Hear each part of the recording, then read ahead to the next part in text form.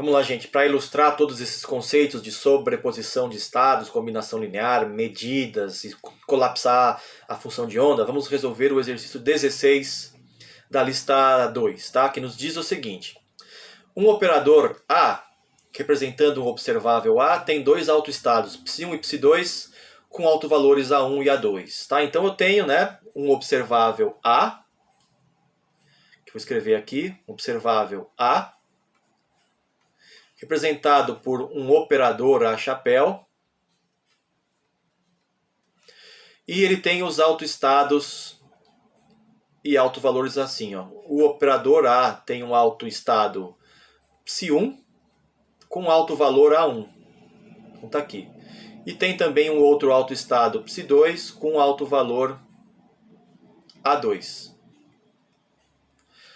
Já o observável B, continuando lá no enunciado, né? Ó, observável B, representando o observável B, tem dois autoestados, φ1 e φ2 com autovalores B1 e B2. Então, observável B tem um operador B chapéu que representa, e ele tem também apenas dois autoestados, o φ1 e o φ2, com autovalores B1, B2, certo? Tá aqui, ó, as informações do enunciado, né?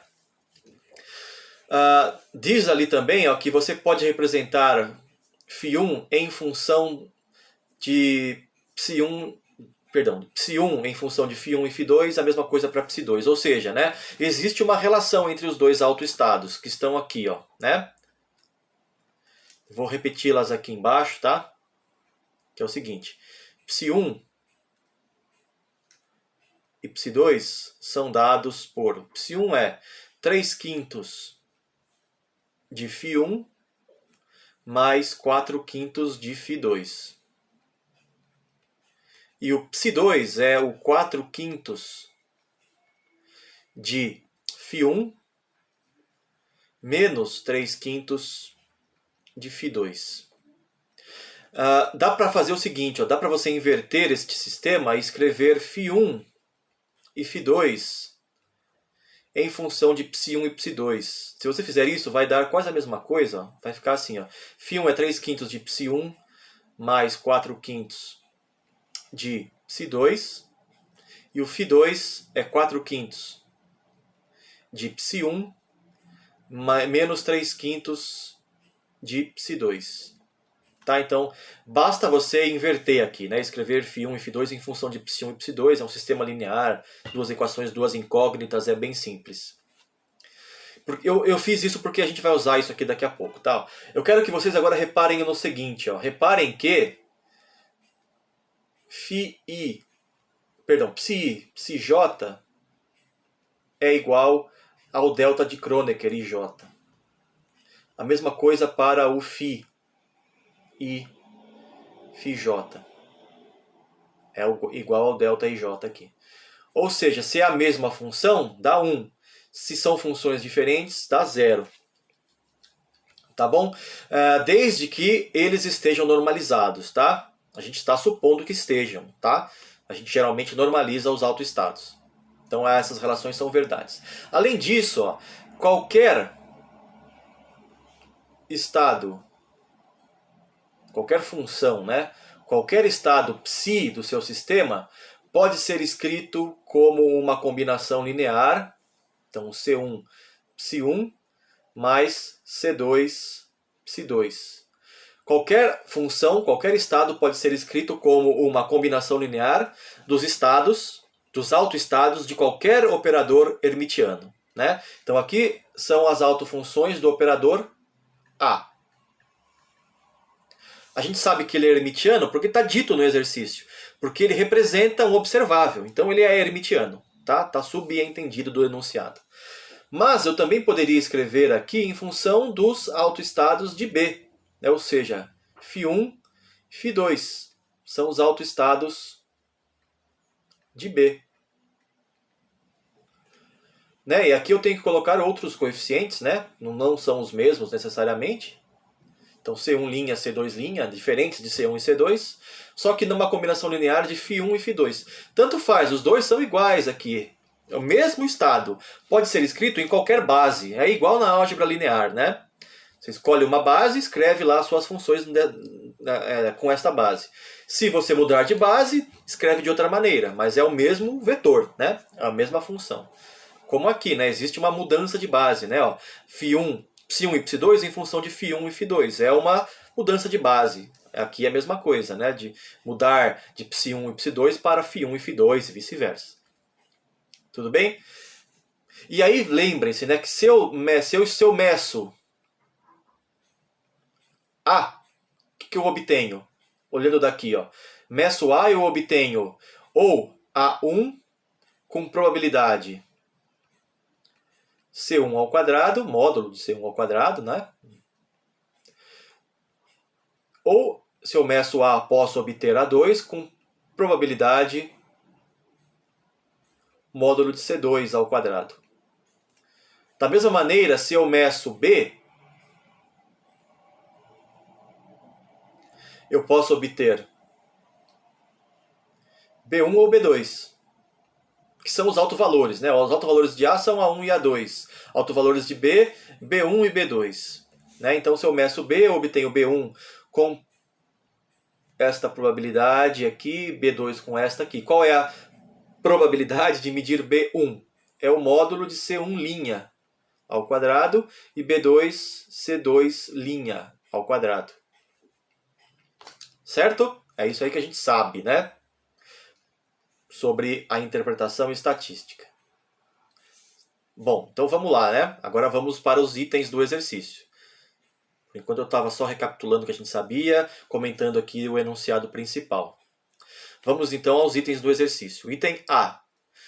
O observável A é medido, né? Está dizendo aqui, ó. O observável A é medido, resultando no valor A1. Qual é o estado do sistema imediatamente após a medição? Então a função de onda inicial era uma função qualquer, não sei, né? Um psi. E aí eu meço A e obtenho... Vou colocar aqui, ó. Meço A, obtenho A1. Diz o enunciado. Qual estado? Bom, quando você mede a função, quando você mede um observável qualquer e obtém um de seus autovalores, a função de onda colapsa para o autoestado correspondente. Então, vai passar para o psi1, que é o autoestado correspondente ao A1. Né? Meço A em psi, né? Nessa partícula no estado psi, obtenho A1. A função de onda colapsa para o autoestado correspondente ao autovalor A1. Então, está aqui a resposta. Né? Eu meço A, obtenho A1, a função de onda colapsa para o estado psi1, que é o autoestado correspondente, né, ao autovalor A1 do operador A, chapéu, que representa o observável A, sem chapéu. Tá aí, a resposta é essa. Vamos lá para o item B. Do item B, ó, se B é então medido, quais são os resultados possíveis da medida de B? E com quais probabilidades? Então agora a partícula não está mais no estado inicial, né, antes de qualquer coisa, ela está no estado psi1, depois da medição de A. Tudo bem? E aí eu meço B. O que eu posso obter? Duas possibilidades. Eu posso obter ou B1 ou B2. Sempre que eu meço um observável, eu vou obter um dos seus autovalores. Então, o observável B é representado pelo operador B chapéu, que tem dois autovalores, B1 e B2. Então, quando eu meço B, eu sempre vou obter B1 ou B2. Com quais probabilidades? Bom, aí você vai usar esta expressão aqui, ó. Porque eu sei que eu posso escrever psi1, que é o estado da partícula, né, como uma combinação linear dos autoestados de B, que são φ1 e φ2.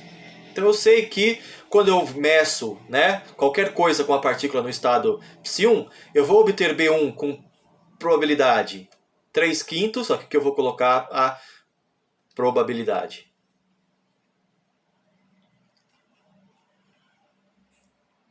Vai ser aqui 3/5 ao quadrado. né, que é este número na frente do φ1. Ou vou medir B2 com probabilidade 4/5 ao quadrado. Isso aqui vai dar 0,36. E este daqui 0,64. Né? Reparem que a soma tem que dar 1, né? Como está acontecendo aqui. Ficou claro, pessoal? Espero que tenha ficado claro, tá? Porque veja, essa equação que está aqui com um retângulo azul é parecida com esta, né? Ó. Percebem, não? Só que aqui, né, era o coeficiente C1', C2', C1' e C2' genéricos. Aqui é um caso específico, onde eu sei quais são os coeficientes. 3/5, 4/5. Quando a partícula está neste estado, conhecido aqui. Tá? É um estado bem conhecido. É um dos possíveis autoestados do operador A. A partícula está neste estado. E eu sei qual é a relação entre este Ψ1, φ1 e φ2, que são os autoestados de B. Portanto, uma medida de B vai ser me dada por B1 e B2, vai me resultar em B1 e B2 com estas probabilidades aqui, 0,36, 0,64. Tá aí a resposta então, tá? Então eu meço, a partir do estado Ψ1 eu meço B, obtenho B1 ou B2 com estas duas probabilidades aqui, 36% ou 64%, né, respectivamente, para B1 e B2. Vamos agora para o item C do exercício. O item C diz o seguinte. Agora continua, né? Imediatamente após medir B, eu meço A novamente. Qual é a probabilidade de obter A1? Então agora eu vou pegar aqui, né? E vou medir B. Mas como eu não sei o estado em que a partícula se encontra a partir daqui, né? Eu tenho que ver quais são os dois caminhos possíveis, né? Porque veja, quando eu medi B1, significa que a autofunção colapsou, né? Para φ1. Né? Bom, eu estou num estado qualquer, meço B, obtenho B1, a função colapsa para φ1. Neste caso aqui, colapsaria para φ2. Então, neste caso aqui, se eu tivesse medido B1, a função de onda seria φ1. Se eu tivesse medido B2, a função de onda seria φ2. Né? E aí eu vou medir A, nos dois casos. Né? Quer dizer, eu não sei qual caso, eu tenho que calcular dos dois jeitos. Né? Então aqui eu vou medir A novamente. O que eu vou obter? Ou obtenho A1 ou A2. Nos dois casos, né? Então eu vou fazer o seguinte, eu vou diminuir essas setas aqui para caber tudo, colocar um pouquinho menor, tá? E colocar aqui, meço A. E obtenho o quê? Pode ser A1 ou A2. A1, colocar aqui sobre a seta. A1 ou A2. Da mesma maneira aqui, pode ser A1 ou pode ser A2. Né? Se a partícula estava no estado φ1, eu meço A, eu vou obter A1 ou A2. Se ela estava no estado φ2, vai a mesma coisa. Meço A, obtenho A1 ou A2. Com quais probabilidades? Bom, aí vamos usar esta outra relação aqui, ó, né? Para começar. Se a partícula está no estado φ1, eu meço a partícula vai colapsar para o estado correspondente ao alto valor medido. Então, se eu meço A1, a partícula colapsa para Ψ1, né, com esta probabilidade aqui, 3/5 ao quadrado, que é 0,36. Tá? Se eu obtenho A2, significa que a partícula colapsou para Ψ2, com 4/5 ao quadrado de probabilidade, que é 0,64. Né? E aí a partícula teria colapsado aqui para o Ψ1 e aqui para Ψ2. Perceberam? Não? Se a partícula estava no estado φ1, ela tem esta cara aqui como combinação linear dos estados de A, né? Em termos de Ψ1 e Ψ2. Daí eu meço A nesse estado, obtenho A1 ou A2 com estas duas probabilidades, que são esses números aqui, ao quadrado, né? Tá? Se eu meço A1, a função de onda colapsa para Ψ1, esta aqui é a probabilidade, 0,36. Se eu estou no estado φ1, meço A, obtenho A2, a função colapsa para Ψ2, a probabilidade disso acontecer é 4/5 ao quadrado, 0,64. Tudo bem? Agora vamos para o outro caso. O outro caso é quando eu estou no estado φ2. φ2 é dado por esta equação, né? E aí, neste caso aí, quando eu meço A1, né, eu posso, quando eu meço A1, eu vou obter o quê? 4/5 ao quadrado de probabilidade, né? A probabilidade disso é 4/5 ao quadrado, que é 0,64. E a função de onda teria colapsado para o psi1. Ou eu vou obter A2 com a probabilidade menos 3/5 ao quadrado, né? Que é este número aqui, que é 0,36. E a função de onda teria colapsado para psi2. Tá bom, gente? Então estas aqui são as probabilidades, né, totais, os 4 caminhos possíveis, né, a partir da medida de B. Eu estava no estado psi1 aqui, deixa eu colocar de outra cor, perdão. Estava no estado psi1, medi B. Aí eu posso estar no estado φ1 ou φ2, com certas probabilidades diferentes. Aí eu meço A de novo. Aí eu tenho 4 opções aqui agora, né? Essa árvore de probabilidades foi se ramificando. E daí então, qual é no final das contas, qual é como pergunta o exercício, né? Qual é a probabilidade de se obter A1? Aí eu tenho que ver o caminho que me dá A1, né? Que é este daqui, deixa eu fazer até de outra cor. Este daqui é este caminho aqui, ou este, ó. Então, no final das contas, né, a probabilidade de medir A1 vai ser o quê? Bom, eu tinha aqui 0,36 deste caminho, vezes 0,36, né? Então, se a partícula seguiu este caminho aqui, certo? Se eu medir B, veio para o estado φ1, aí eu medi A, veio para o estado psi1, esta é a probabilidade, né? 0,36 vezes 0,36. Mas a outra chance de medir A1 é seguir o caminho diferente. Vou colocar aqui de azul, esse outro azul aqui.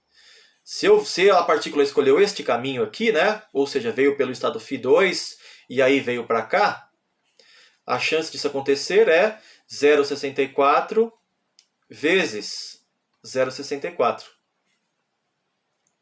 Tá? Espero que tenha ficado claro isso aqui. Isso vai me dar o quê? Né? 0,36 ao quadrado mais 0,64 ao quadrado. Deixa eu fazer a conta aqui, gente. Só um segundo.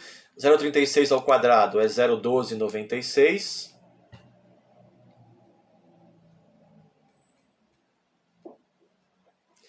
E 0,64 ao quadrado é 0,4096.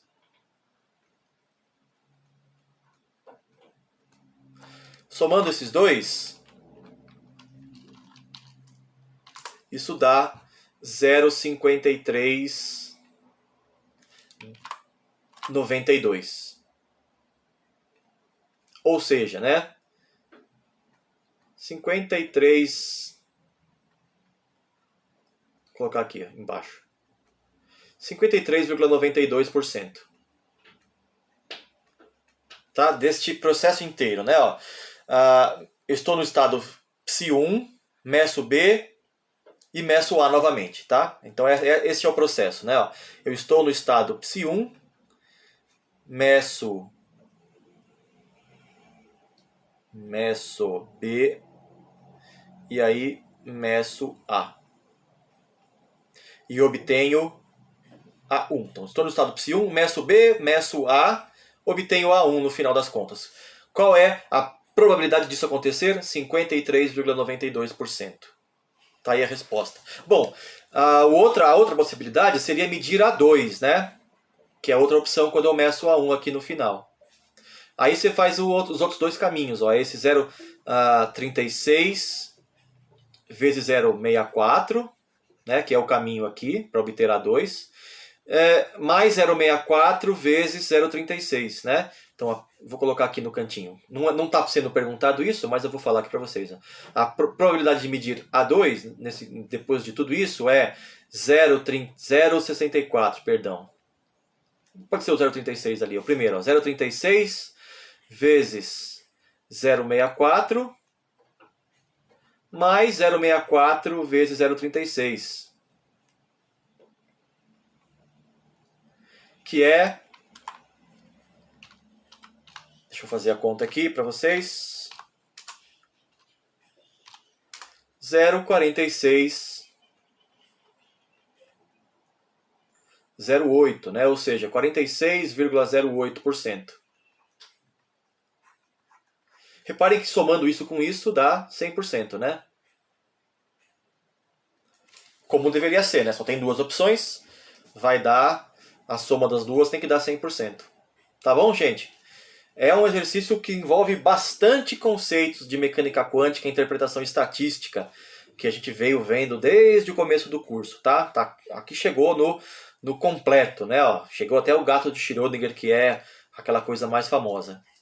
Bom, vamos responder então a última pergunta aqui do enunciado, né? Ó, o item D. Vou fazer aqui neste espacinho aqui, porque a resposta é bem simples.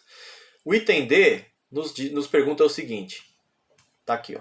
Qual seria a probabilidade de medir A1 pela segunda vez se o responsável pela medição esquecesse de medir o valor de B antes de repetir a medição de A? Então, no item C era isso. Você estava neste estado, mede B e mede A de novo. No item D, você esqueceu de medir B, esqueceu de fazer isso. Então, você estava no estado psi1 e mediu A.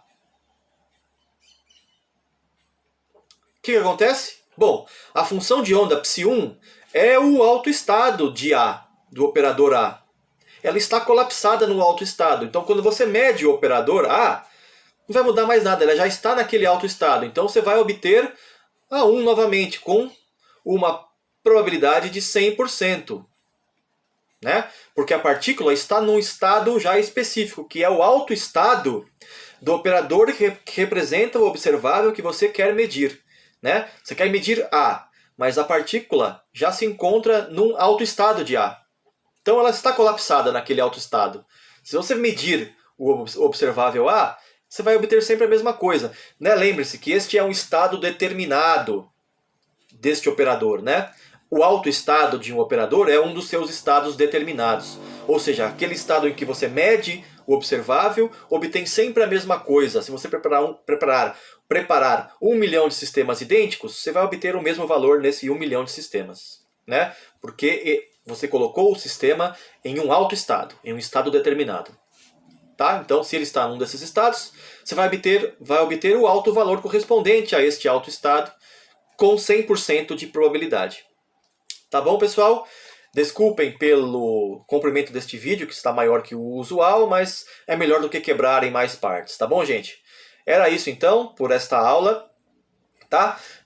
E a gente conversa, então, na aula ao vivo. Tá, gente? Até a próxima, então. Valeu. Tchau, tchau.